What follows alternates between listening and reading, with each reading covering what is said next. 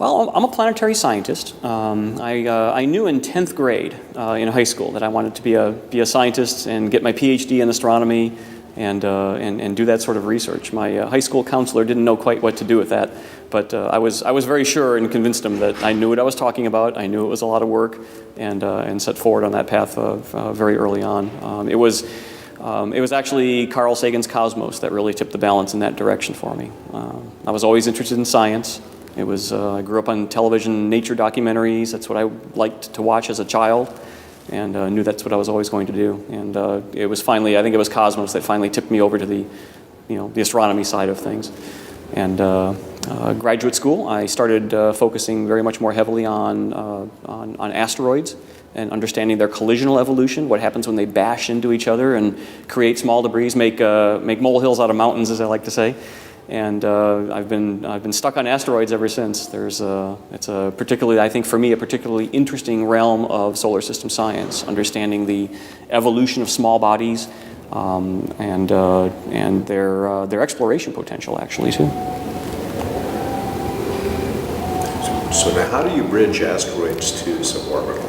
Okay. For me, that's a good one. I'm in a sort of a lucky subfield of planetary science, I think, that can take particular advantage of the microgravity environment offered by this next generation of suborbital vehicles. That's going to offer us really, I think, unprecedented, low cost and rapid, frequent access to space. And for me, it's the microgravity environment of that particular application that holds the fascination, because it's that microgravity environment that reproduces for me the native environment on the surfaces of small asteroids. These are objects the size of a city block, right, or a small city. And the gravity on the surface of these objects is so low that it's unlike anything that we have here on the surface of the Earth. We build our native intuitive geological sense of things by understanding how rocks behave here on the surface of the Earth. But in the microgravity environment, where you've tuned gravity way down, and things like electrostatics and the van der Waals forces, these are the electronic forces that come into play when atoms and materials get very close to each other.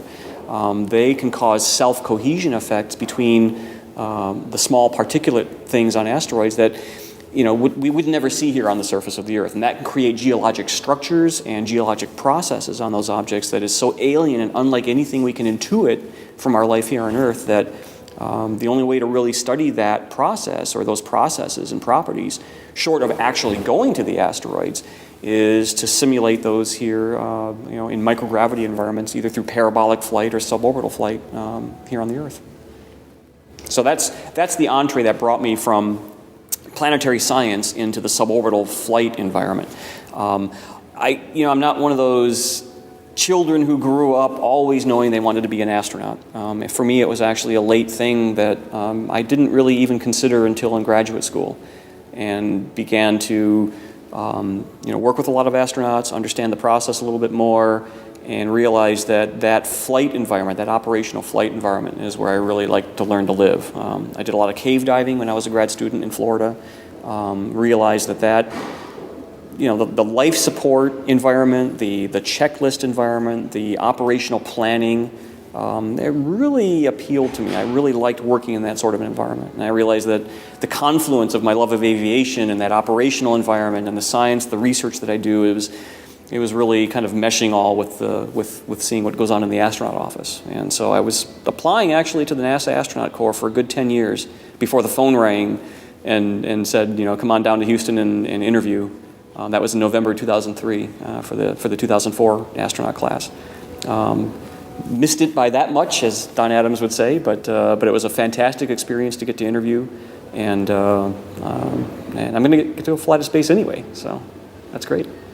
I'm really looking forward to seeing ourselves here at Southwest, of course, getting ready to go fly. We have a very active program getting ready for our suborbital research program, and we've put together a set of 3 demonstration level experiments to kind of show the breadth and depth of the kinds of research that, the flavor of the kinds of research that people can do with these particular vehicles. We will be ourselves the subjects of experiments during all of our flights by basically wiring ourselves up with biomedical monitoring equipment to not just to provide data for the life sciences community, but primarily, I think, to again broadcast to our fellow researchers that it's that just by flying, you yourself can add value to the life sciences community. And so we're trying to help demonstrate that, think about helping to provide data for your colleagues in those communities. So that's one experiment that we'll be doing.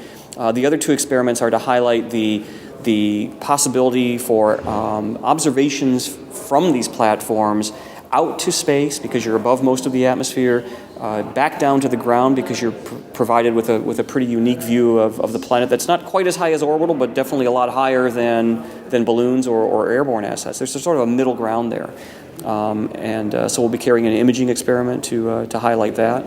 And then, as I mentioned previously already, my interest in the microgravity geology on the surfaces of small asteroids will be flying an experiment to highlight the microgravity applications of the suborbital environment. So our experiments are ready to go, and we're getting ready to go, and we can't wait to go.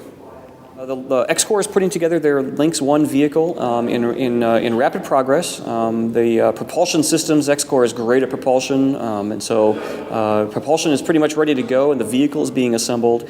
And we're looking at probably the beginnings of the high-speed taxi tests in that vehicle toward the end of this year, or very, very early next year. And the initial flight test will be happening rather shortly after that. So they're getting pretty close to actual flight. And we'll be ready to go when they're ready as well.